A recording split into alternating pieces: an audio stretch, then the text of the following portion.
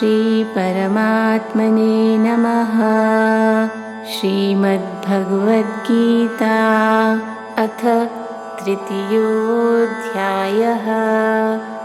अर्जुन उवाच ज्ञायसि चेत् कर्मणस्ते मता बुद्धिर्जनार्दन तत्किं कर्मणि घोरे मान् नियोजयसि केशव। व्यामिश्रेणेव वाक्येन बुद्धिं मोहयसीव मे तदेकं वद निश्चित्य येन श्रेयोऽहमाप्नुयाम्।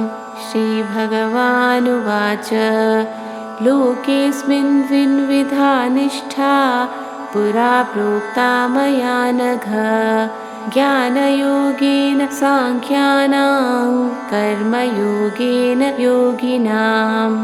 न कर्मणामनारम्भान् नैष्कर्म्यं पुरुषोऽश्नुते न च सन्न्यस्सनादेव सिद्धिं समधिगच्छति। न हि कश्चित् क्षणमपि जातु तिष्ठत्य कर्मकृत् कार्यते ह्यवशः कर्म सर्वः प्रकृतिजैर्गुणैः। कर्मेन्द्रियाणि संयम्य य आस्ते मनसा स्मरन् इन्द्रियार्थान् विमूढात्मा मिथ्याचाराश्च उच्यते। यस्त्विन्द्रियाणि मनसा नियम्यारभतेऽर्जुन कर्मेन्द्रियैः कर्मयोगम् असक्तः स विशिष्यते। नियतं कुरु कर्म त्वं कर्म ज्यायो ह्यकर्मणः शरीरायात्रापि च ते न प्रसिद्धेद कर्मणः।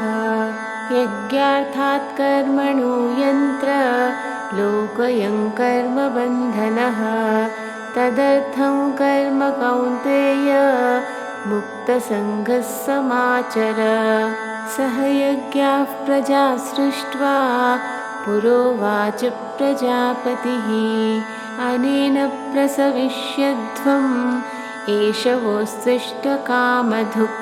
देवान् भावयतानेन ते देवा भावयन्तु वः परस्परं भावयन्तः श्रेयः परमवाप्स्यथ।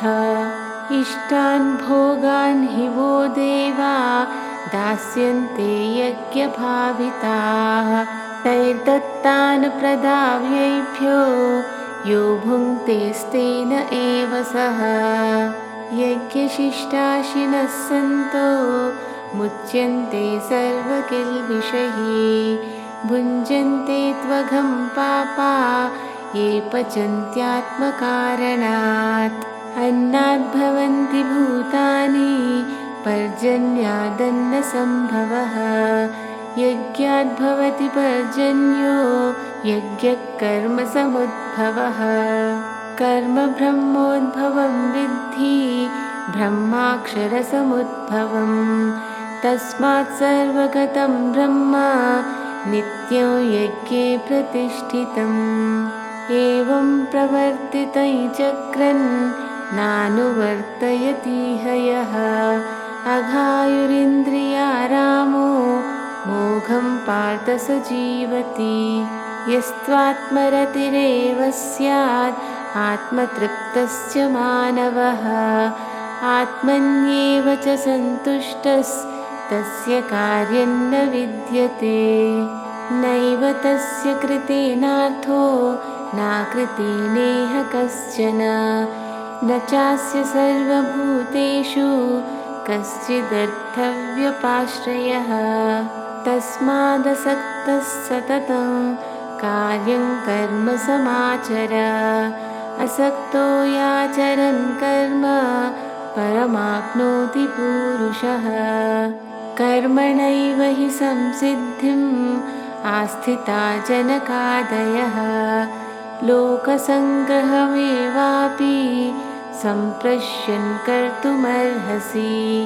यद्यदाचरति श्रेष्ठस्तत्तदेवेतरो जनः स यत्प्रमाणं कुरुते लोकस्तदनुवर्तते।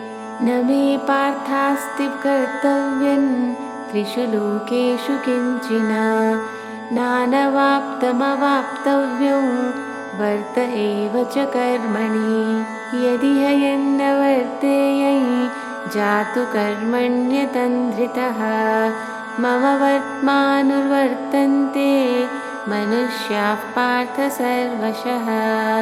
उत्सीदेयुरिमे लोका न कुर्यां कर्म चेदहम्। संकरस्य च कर्ता स्याम् उपहन्यामि माः प्रजाः। सक्ताः कर्मण्य विद्वांसो यथा कुर्वन्ति भारत। कुर्याद्विद्वांस्तथा सक्तश्चिकीर्षुर्लोकसङ्ग्रहम्। न बुद्धिभेदं जनयेत् अज्ञानां कर्मसङ्गिनां। जोषयेत् सर्वकर्माणि विद्वान् युक्तः समाचरन्। प्रकृतिः क्रियमाणानि गुणैः कर्माणि सर्वशः। अहङ्कारविमूढात्मा कर्ताहमिति मन्यते। तत्त्ववित्तु महाबाहो गुणकर्मविभागयोः।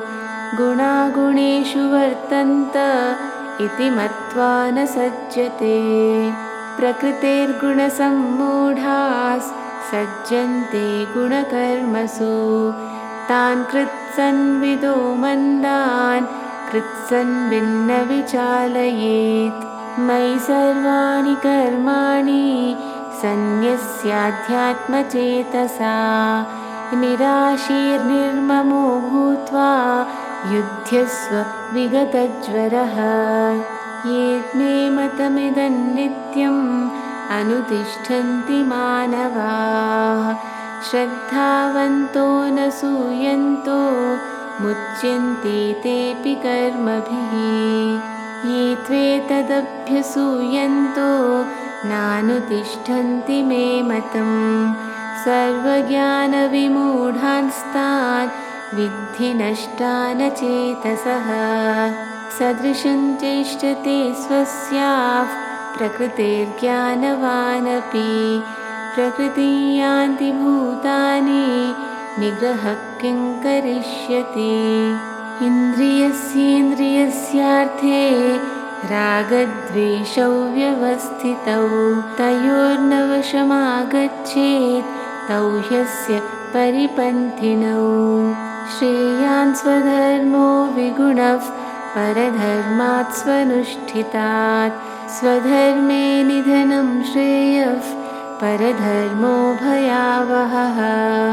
अर्जुन उवाच अथ केन प्रयुक्तोऽयं पापैश्चरति पूरुषः। अनिच्छन्नपि त्वाश्नेय बलादिव नियोजितः। श्रीभगवानुवाच काम एष क्रोध एष रजो गुणसमुद्भवः। महाशनो महापाप्मा विद्येन मिह वैरिणम्। धूमेनाव्रियते वर्णः यथादर्शो मलेन च। यथोल्बेनावृतो गर्भस्तथा तेनेदमावृतम्। आवृतं ज्ञानमेतेन ज्ञानिनो नित्यवैरिणा। कामरूपेण कौन्तेय दुष्पूरेणानलेन च। इन्द्रियाणि मनोबुद्धिरस्याधिष्ठानमुच्यते। एतैर्विमोहयत्येष ज्ञानमावृत्य देहिनम्।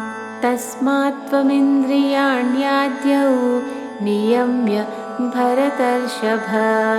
पाप्मानं प्रजहिह्येनै ज्ञानविज्ञाननाशनम्। इन्द्रियाणि पराण्याहुरिन्द्रियेभ्यः परं मनः। मनसस्तु परा बुद्धिर् यो बुद्धेः परतस्तु सः। एवं बुद्धेः परं बुद्ध्वा संस्तभ्यात्मानमात्मना जहि शत्रुं महाबाहो कामरूपं दुरासदम्। ॐ तत्सदिति श्रीमद्भगवद्गीतासु उपनिषत्सु ब्रह्मविद्यायां योगशास्त्रे श्रीकृष्णार्जुनसंवादे कर्मयोगो नाम तृतीयोऽध्यायः। ॐ श्रीकृष्णार्पणमस्तु।